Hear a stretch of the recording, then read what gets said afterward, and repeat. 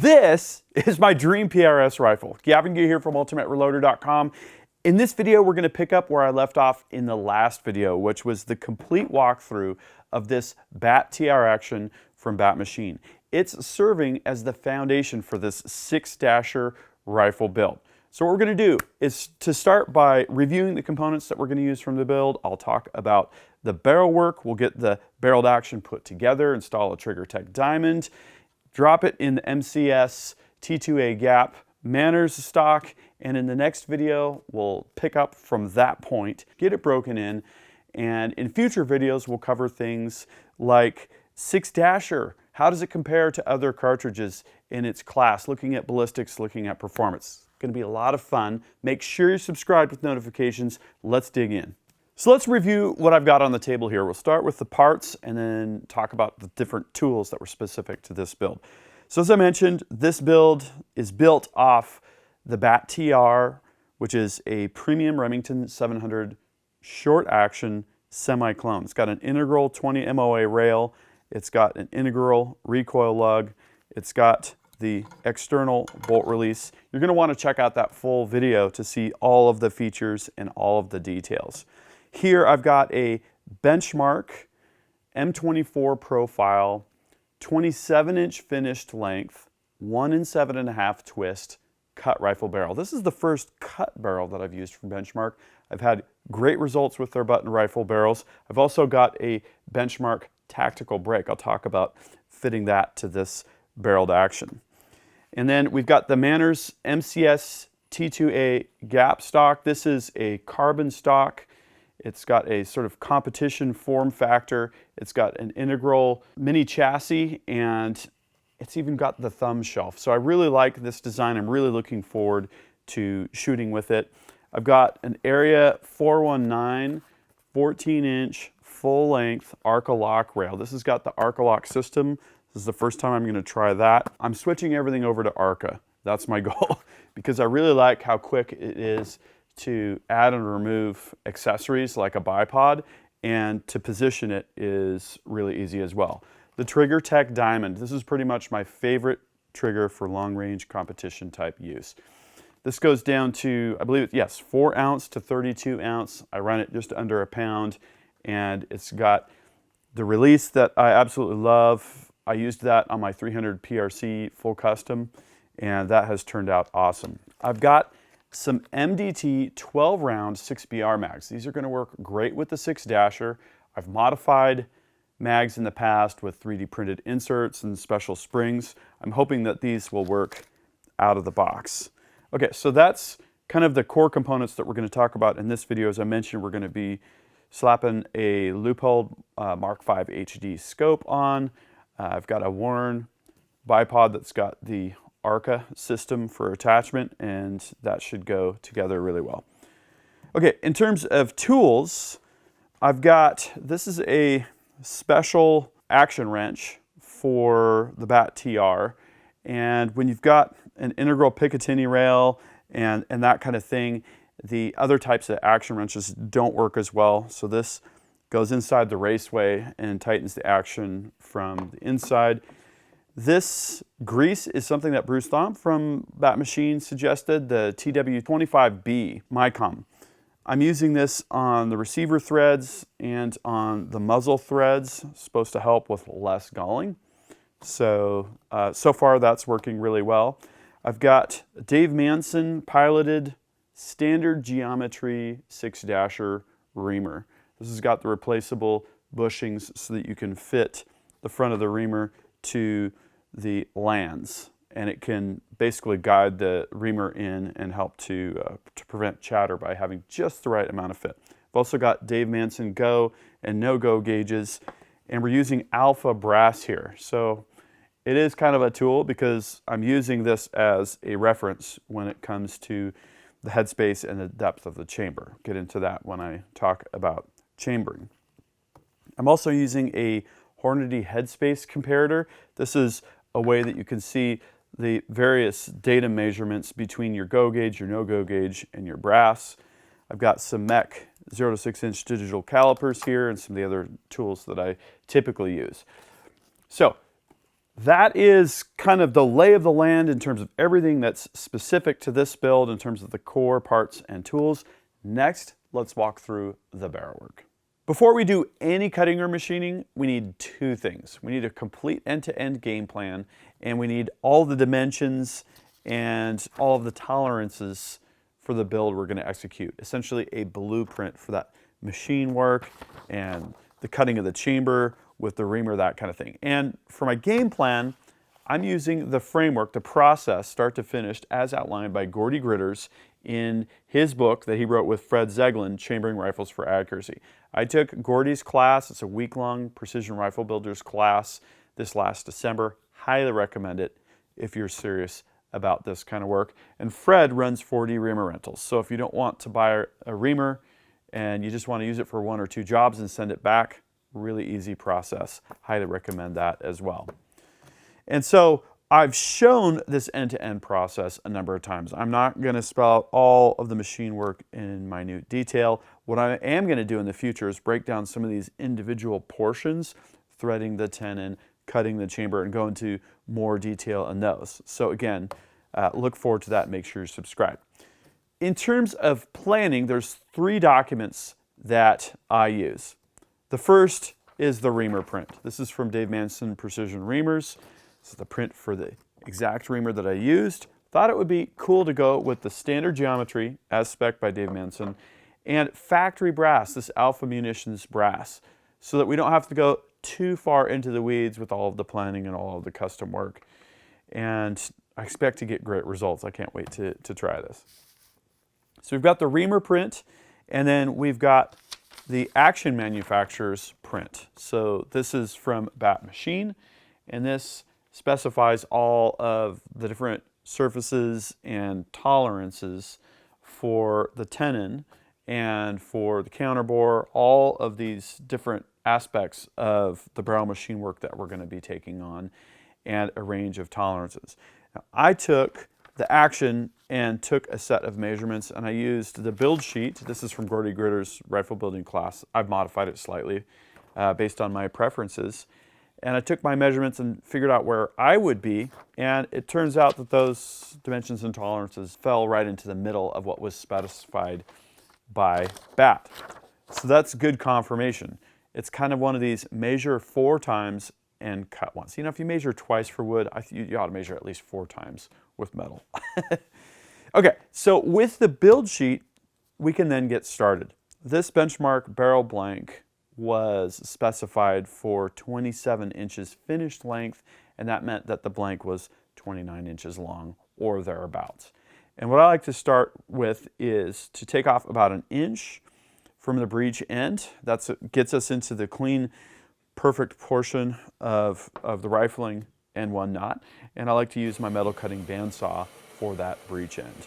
I part it off on the muzzle end, but on the breech end, I find it just to be faster and more convenient to start with a bit of a part off.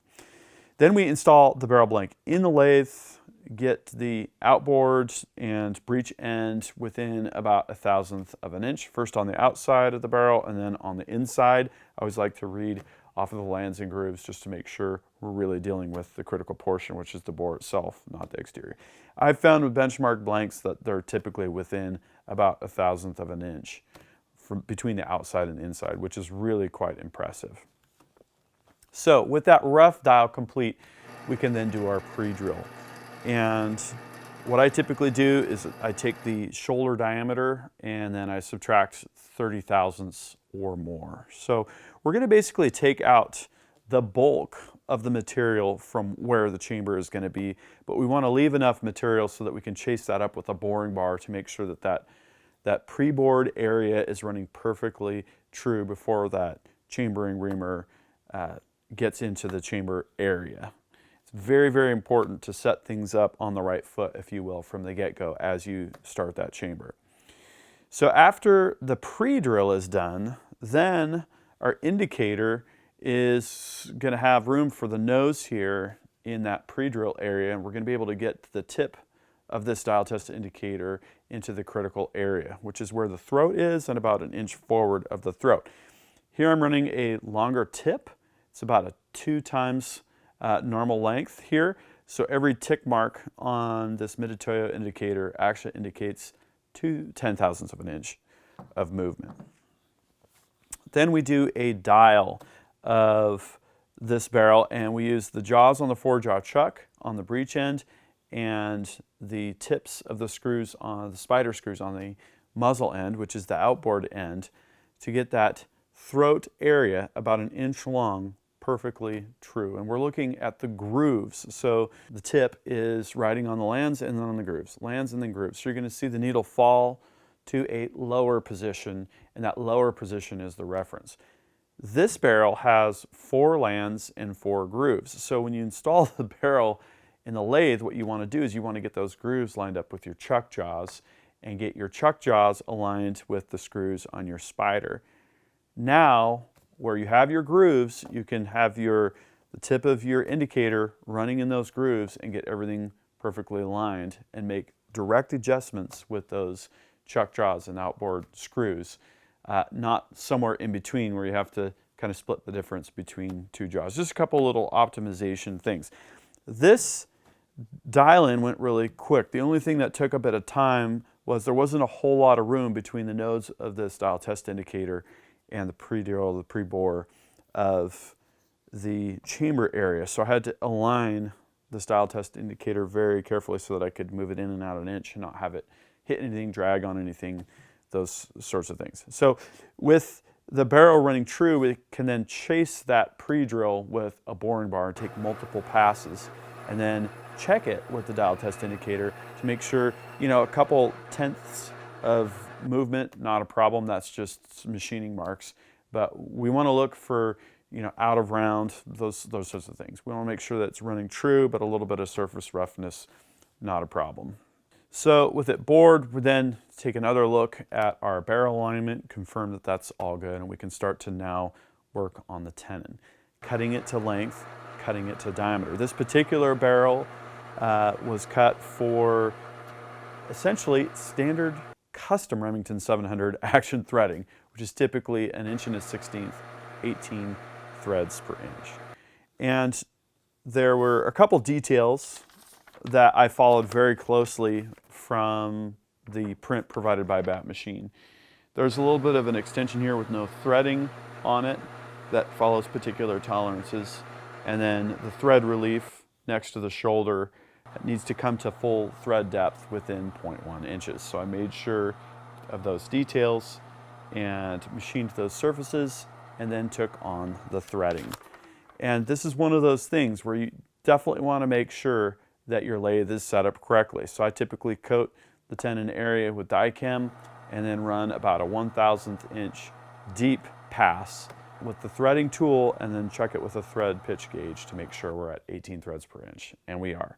I also used that thread pitch gauge before I started anything inside those receiver threads to make sure that it was 18 threads per inch as spec'd. Got to double, triple, quadruple check everything because I'd hate to ruin a $400 barrel blank just because I didn't check some details and things like that. And when you get into the final passes of threading, you can typically use the peaks of the threads to see where you're at. They're going to start to get a little bit sharp when you get to the appropriate depth. I used the 3-wire method to check what the pitch diameter was, and the pitch diameter was actually specified on the print. You're going to take 3 wires, put them over the threads, and then use a micrometer to check the diameter that you read. Then you take an offset and it gives you a pitch diameter, and that is a normalized representation of the depth of the threads without taking into account the peaks or the troughs. So it is where the actual threading surfaces are going to hit each other, measuring a datum point there.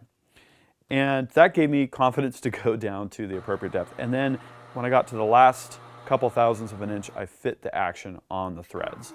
So you want to spin the action on, and once you can get it all the way to the shoulder and it's not got a lot of rattle, that's fine for a custom action like this. It's going to be perfectly true and all that. If you're chambering a barrel, machining a barrel for a rifle with a separate recoil lug and it's untrued, then you might want to have it be a little bit looser so that when you tighten up the barrel, it can self-align better. And I did, in this case, use my threading depth stop, which is a custom accessory I made for the Precision Matthews lathe. I'll have a separate video on that for makingwithmetal.com because it's a way to get super precise repeatability on your threading passes really quick. You can do it with a DRO, but without a threading depth stop, it's going to take you a lot more time. So I was just absolutely taking my time with all this stuff. And then before actually cutting the chamber, you then want to take a look at your counterbore. And that's necessary because when you check the depth of your chamber, the bolt nose needs to go into that counterbore just like it will on the finished barrel. So again, I looked at my print, I cut the counterbore. It's a pretty straightforward process. You just have to be, really careful about hitting the correct depth and hitting the correct diameter so that you have the appropriate tolerances, side play and end play. About 0.08 of an inch total for each of those.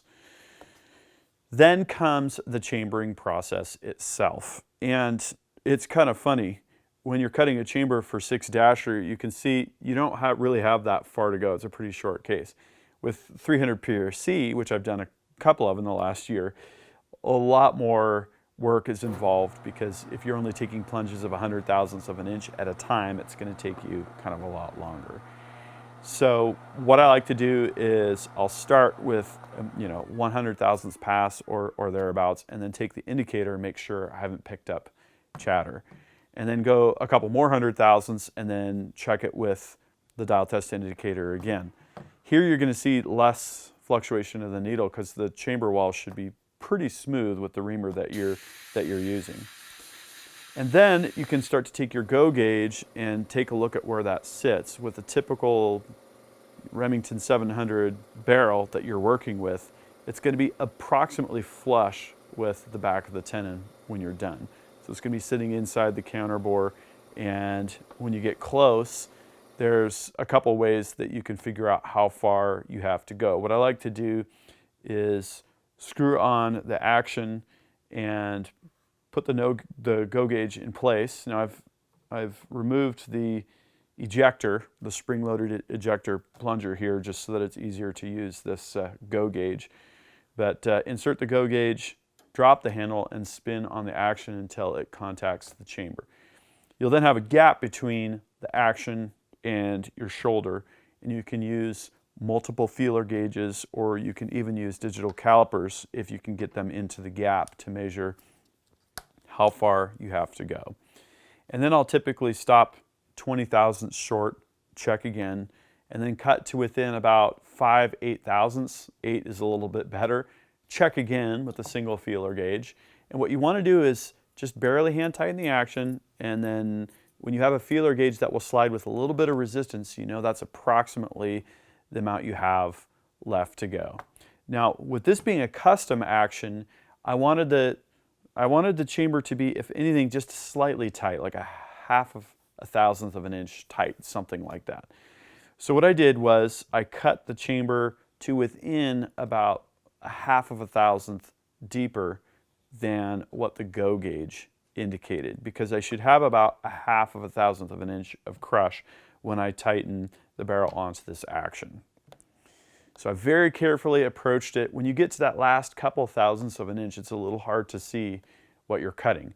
I'm using a tailstock dial indicator setup with a piece of angle aluminum that it's pushing off of to determine what the tailstock quill movement is, which corresponds to your depth of cut for each pass. It's always a little bit nerve-wracking to take that last little cut, but I was satisfied with that.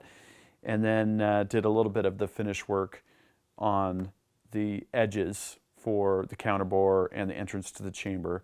You want to take a little bit of a rounding to make sure that as the cartridge is being fed, it's not going to scrape on a sharp edge, something like that. Okay, so now we're pretty much done with the breech end. I removed the barrel from the lathe. I did a little polish on the chamber, before that with some 320 grit, and cleaned it up good. Everything was tightening down perfectly. I then did what I would consider kind of my standard muzzle threading job. And again, I've covered this in depth as well. And in the full article, which is that first link in the video description, I'll have a link to the video and the article that goes into a lot of depth of detail for that particular process. But 5/8 24 on this for the muzzle threading. I've got the benchmark break, and I invested in tooling a little bit this time to make the fitting of the break, the timing of the break, a little bit easier. And that was to take a step collet, a very large one, and do some machining so that it would perfectly clamp the outside of this muzzle brake body. And so I have a mandrel that I use. I screw it on. This time I did a pre-drill and then boring bar passes. You're going to want to see my 300 PRC muzzle brake fitting and timing video for that. I enhanced that process with the pre-drill. It just takes a little bit of time off the process. And that's bullet diameter plus 20. So 243 is the bullet diameter for 6mm, so I did 263 for the diameter. These benchmark brakes, you can use the same brake for multiple calibers, bore them to the appropriate diameter. And then what I like to do is machine the back, do a little bit of contouring, and that's where this step collet with the 5C collet chuck came in real handy. And then take skim passes on the back to basically reduce the overall length of the brake, and that removes material so that it will time into the appropriate clocking. There's some very simple math that you can do with that, but again, when you get to that last couple thousandths of an inch, you want to make sure that you've tightened the brake a few times because it will crush down a little bit, so that what I like is just very, very slight torque to torque it into the perfect clocking so that it's easy to remove. I haven't had a problem with brakes coming loose on me. So that's an overview of putting together the barreled action for this 6-dasher build. And when I went to go tighten the barrel, things headspaced appropriately. One thing that I did notice was I took the Hornady Headspace comparator kit and compared a brand new piece of Alpha Munitions 6-dasher brass with a go gauge with a no-go gauge. Here's what I found. The go gauge, I'll consider that 0. For the 6-dasher brass, it was at -2 to -3 thousandths. So the shoulders pushed back that much further. And then I found the no-go gauge was 4 thousandths longer than the go gauge. So really where I wanted to be was somewhere between the go gauge and the Alpha Munitions brass. I'm only using Alpha brass. I'm not going to shoot factory ammo because there really isn't any. And so again, favoring the tighter side. So when I checked the headspace, the handle would start to go down on the go gauge, but not go down. The Alpha Munitions brass would chamber without any resistance at all. So in all likelihood, I'm probably a couple 10 thousandths shorter compared to the go gauge, which is perfect. Before we install the barreled action on the stock, there's a couple things we need to take care of. The first was installing the TriggerTech Diamond trigger. This is one of the things I absolutely love about this BAT TR action is there's this hanger. There's 2 Allen screws here, remove those, hanger comes out, pin slide to the side. You're gonna carefully tap those through. There's a nice friction fit there. Then drop the hanger back in. I used a couple drops of blue Loctite on these screws that hold the hanger down into the action. I then did some quick checks with my Lyman electronic trigger pull gauge to get the trigger down to around 10 ounces. I'm going to see if I like that. I like to be just under a pound, so somewhere in the 10 to 12 ounce range. And it'll be interesting to take a look at what this looks like on the trigger scan. Then it was time to get the Arcalock rail from Area 419 in place. And the first thing I had to do was to remove the 2 swivel studs. And that's as simple as throwing an Allen key, or I used a punch through the hole and then loosening them. They're not overly tight. And this rail has slots, and 2 of the slots lined up perfectly with these swivel stud holes. There's already blind nuts in the stock, but if you don't have those, you can install those. They come with the Arcalock rail. And so I basically tightened those just a little bit so that I can slide the entire rail. Let me loosen that up just a little bit, because what we want to do is align where the front action screw is going to go through. There we go. We've got a little bit of sliding movement that we can have there. Now we're going to take the barrel to action, and then of course we always very carefully look at where the trigger is going, and then the recoil lug. Bring it together. I had to cut a couple custom action screws. These are some stainless 1/4x28 screws that I have. The Arcalock rail comes with some extended length hardware, but it wasn't exactly the right length. So I have a whole bunch of these 1/4x28 screws on hand. I'm just going to get that kind of more or less finger tight. Put in the rear action screw. What I wanted to see on this rear action screw was it tightens and there's a little bit of extra screw thread depth left when you look at the top of the action, and that's where I got things. Okay, so these are both kind of loose. We're going to give this a little bit of a set. That gets that recoil lug set against the inletting. And what we want to do is check when we're torquing that front action screw that we don't have barrel movement, and this is super solid. I'm liking that a lot. And I like to run my front action screw a little bit heavier torqued than the rear one. That's just the way I run it. I might need to experiment a little bit with that to get it perfectly dialed in. Okay, now the action screw, the front action screw, has located this Arcalock rail. Now we just need to torque down these other screws. And I don't have blue Loctite on these right now, but if I have any problems with things loosening up, I will see if I need to add a little bit. Okay, so let's see how everything fits here. We've got our bolt release here. That's good. Okay. Feels like things are functioning. And that feels really good. So, the core rifle is together. I figured you all might want to see the rifle with an optic, and here it is. I stole this optic off my 6.5 PRC full custom hunting rifle because I felt like it would be the perfect optic to go with this rifle. So maybe those two rifles will have to share the scope for a while. In the next video, and I can't wait for this, we're going to break in the barrel. We're going to see what kind of performance we're going to get out of the rifle. I did choose 26-inch overall length instead of 27. Why? Because I'm going to use a suppressor. And I felt like 27 might be a little bit long. 26 inch is going to still give us some good velocity. Some guys go up to 28 inches. I feel like this is where I need to be. We're also going to look at some reloading scenarios. I got some great dies from Forrester. I've got Burger 105s. I've got the new Burger 109s. We're going to compare performance with that.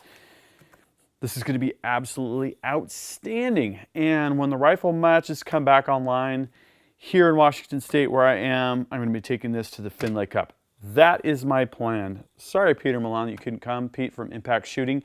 We had a whole plan. We were going to both shoot 6-dasher. Well, not for now, but for later.